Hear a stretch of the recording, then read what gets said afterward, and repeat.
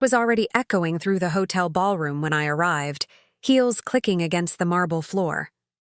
My chest tightened as I handed my name to the check-in desk. The hostess scanned the list, frowned, and shook her head. "I'm sorry, ma'am. Your name isn't here." Before we begin, drop a comment and tell us where are you from and from which city you're watching our videos. And after watching the whole video, don't forget to tell us, what would you do in this situation? Be honest, tell me in the comments below.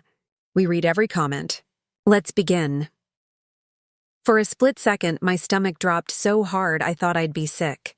How could my name not be there? I had been the one who designed every inch of this celebration. Weeks spent perfecting the floral arrangements, hand-picking the linens, arguing with the caterer over the menu, and even booking the same jazz quartet my parents danced to on their wedding night. This wasn't just a party. It was a gift for my mom and dad's 35th anniversary, something I had poured my heart into. I forced a smile. Check again. It should be under Elena Morris. She scanned once more, shook her head with the same practiced politeness. Not listed. People behind me shifted impatiently. My own sister Madison breezed past, throwing me a glance that made her smirk curl. "Guess they forgot you," she whispered, her sequined dress glittering under the lights as if she owned the room. Forgot me? No, this wasn't a mistake.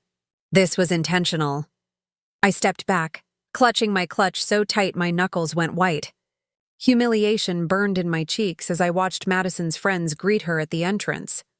The red carpet rolling out for her like she was the daughter who had planned everything. My husband, Ryan, placed a steadying hand on my back. "Elena, breathe," he murmured. His tone was calm, but I could see the storm in his eyes. He knew the truth. He had seen me stay up until 3 a.m. night after night, reworking floor plans, testing centerpieces, and rewriting speeches. "Ryan, they erased me," I whispered. "It's like I never existed in this family." Inside the ballroom, laughter erupted. I could already picture my mom and dad walking in, seeing Madison at the front, accepting the applause for everything I had done. The thought made my throat close. Ryan leaned closer, his voice low but fierce. "You let them take the stage. Tonight isn't over." My eyes stung, but I nodded. If my own family wanted to erase me, fine. But erasing the truth? That would never stand. We walked in together, his arm around me like armor. The ballroom was stunning, exactly as I had envisioned. The roses, the candles, the photos of my parents framed along the walls. Every detail screamed my name, yet no one mentioned it. Instead, Madison clinked her glass, smiling like a queen. "Let's raise a toast to Mom and Dad," she announced. "Tonight is about love, family, and everything we've built together." My mom's face glowed as she squeezed Madison's hand. My dad nodded proudly. My heart twisted. They had no idea. They thought Madison had done it all. Ryan whispered, "Smile, just wait." I lifted my champagne, my lips curved upward, but inside, I was shaking. Because he was right, this night wasn't over. And when the moment came, when Ryan finally stood up, the truth would crack through this polished facade like glass shattering across the floor. The game had only begun. The ballroom lights dimmed as the first notes of the jazz quartet floated through the air. Couples clapped politely, glasses clinked, and servers moved like shadows with trays of champagne. To anyone else, it was a flawless celebration. To me, it was a stage where my existence had been deliberately erased. I sat beside Ryan at the back of the hall, smiling tightly while my family basked in the glow. Madison stood at the head table, a glass of wine in hand, soaking up the attention like sunlight. Every guest who approached congratulated her. "You did an amazing job," one woman gushed, shaking Madison's hand. "The details are perfect.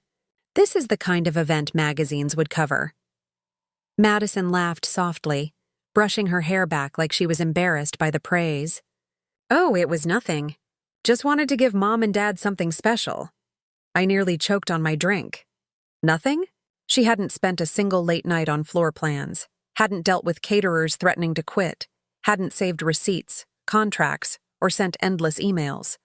Nothing was mine, and yet here she was, crowned the perfect daughter.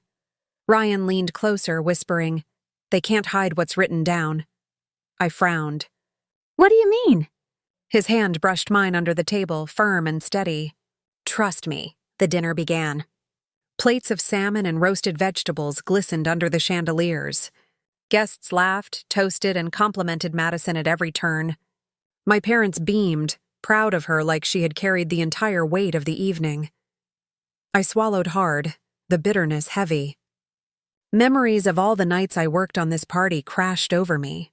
Madison had been nowhere, probably at bars or posting pictures online, while I cut fabric swatches, bargained over delivery delays, and chased perfection because I wanted my mom to feel cherished. Now, I was invisible. Halfway through dessert, Madison rose again, tapping her glass with a spoon.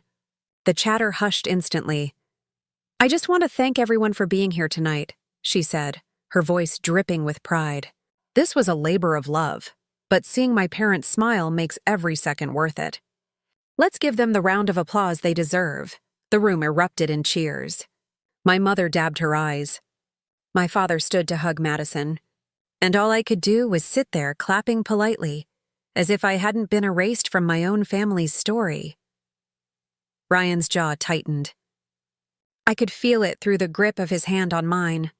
Then, without warning, he stood. The sound of his chair scraping against the marble cut through the noise. Guests turned. Madison froze mid-smile, her glass still raised. "Excuse me," Ryan said, his voice deep and calm, but commanding enough to silence the room. "I think there's something everyone here should know." Dozens of eyes turned to us. My heart pounded. "Ryan," I whispered urgently, tugging his sleeve. "Please don't," but his eyes told me he wasn't asking. He was done watching me suffer. He held up a folder in his hand, its crisp edges glinting under the lights. Every single contract for tonight's celebration, the venue, the band, the caterers, the florist, was signed by one person. "And it wasn't Madison."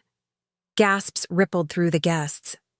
Ryan flipped the folder open and raised the first page, the venue contract, the name Elena Morris bold at the bottom. Every tablecloth, every flower, every glass of champagne. This entire night exists because of my wife. Elena, not Madison. The silence was suffocating. Guests stared, mouths open, forks suspended in midair. Madison's face drained of color. "That's not, he's twisting things." Ryan cut her off, his voice sharp now. "Twisting things? Or showing the truth you tried to bury?" "She stayed up night after night while you posted selfies. She negotiated every contract while you lounged around. She gave up weekends so your parents could have this moment. And you erased her name like she never existed." My breath caught. Tears blurred my vision, not from weakness, but from the sheer shock of hearing him fight for me so fiercely. My mother's face crumpled in confusion. "Elena, is this true?" I swallowed, my voice barely a whisper but steady. "Yes, but it doesn't matter now." Ryan slammed the folder shut. "It matters. Because tonight you're celebrating a lie. And the only reason you're standing in this ballroom is because of Elena." The crowd erupted, some in whispers, some in stunned silence. Guests looked at Madison, her mask cracking, her hands trembling. For the first time all night, the spotlight she loved so much burned her instead of flattering her. And me? I sat there, my heart pounding with a mix of humiliation, vindication, and something darker. The realization that the game wasn't over. Because if my family thought they could erase me once, they'd try again. And I wasn't about to let that happen. This wasn't the end. It was only the start of my reckoning. The room was frozen. All I could hear was the faint hum of the band that had gone awkwardly silent mid-song. Crystal glasses glimmered in half-raised hands, and dozens of eyes darted between me, Ryan, and Madison. Madison laughed nervously, the sound brittle. "Come on, Ryan. You're making this more dramatic than it needs to be." Ryan's glare didn't waver. "Dramatic? You've lied to everyone here. You let your parents believe you planned this. Let strangers clap for you, while the woman who actually did the work was erased." My father, Richard, pushed back his chair and stood, his voice heavy with authority. Madison, is what he's saying true? My sister's jaw clenched, her perfect smile cracking. Dad, he's twisting things. I helped. You didn't, I said softly. But my voice carried across the hushed ballroom. All eyes shifted to me. My palms trembled under the tablecloth, but Ryan's hand covered mine, grounding me. You never showed up to the meetings, I continued, staring straight at Madison. You didn't argue with the florist when they wanted to substitute plastic flowers. You didn't chase down the permits or negotiate the budget when the venue nearly doubled the price. You weren't there when I stayed up until sunrise figuring out the seating chart so everyone felt included. Gasps stirred among the crowd. I saw a couple of my aunts whisper to each other, eyebrows raised. Madison's face burned red. So what? You're always desperate to be the hero. Maybe I didn't care about the boring stuff, but I'm the one standing here, smiling, making sure Mom and Dad have a great night. You'd never have the presents for it. The words sliced deeper than I expected. She had stolen the work, and now she was stabbing at the one wound that had always haunted me. The way my family treated me like background noise while Madison basked in the spotlight. My mother, Linda finally spoke, her voice shaky. Madison, you should have told us. Elena deserved recognition. But Madison shook her head stubbornly. Mom, people like Elena belong in the shadows. She's better at details, not moments. Tonight needed me. Ryan slammed the folder onto the table, the sharp crack echoing. No, tonight needed truth. And truth is standing right beside me, the tension snapped. Conversations broke out across the tables, guests murmuring about what they had just witnessed. Some stared at me with new respect, others at Madison with open disappointment. I wanted to disappear, but Ryan's grip on my hand wouldn't let me. He leaned close, his whisper meant only for me. Don't shrink now. This is your moment. For the first time all night I stood. My knees shook, but my voice came steady. If you think I wanted applause, you're wrong.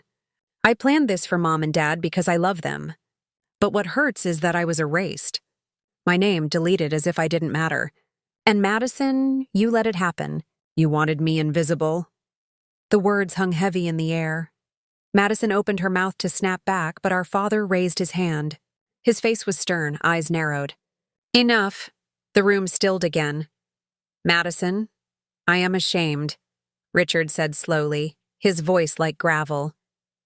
Your sister gave us this gift and you tried to take it. Madison's lower lip trembled. Dad? But Linda stood now too, her hand gripping Richard's arm. Tears shimmered in her eyes as she looked at me.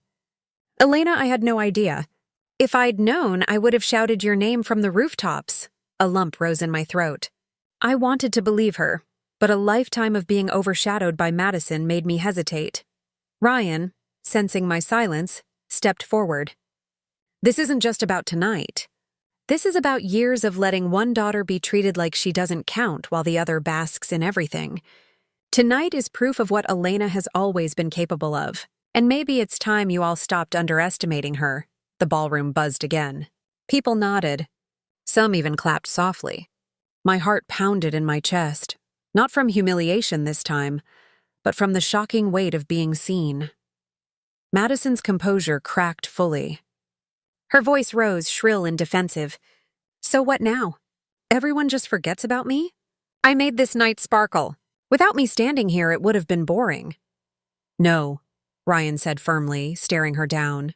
Without Elena, there would have been no night at all. Madison's eyes darted around the room, desperate for someone, anyone, to back her up.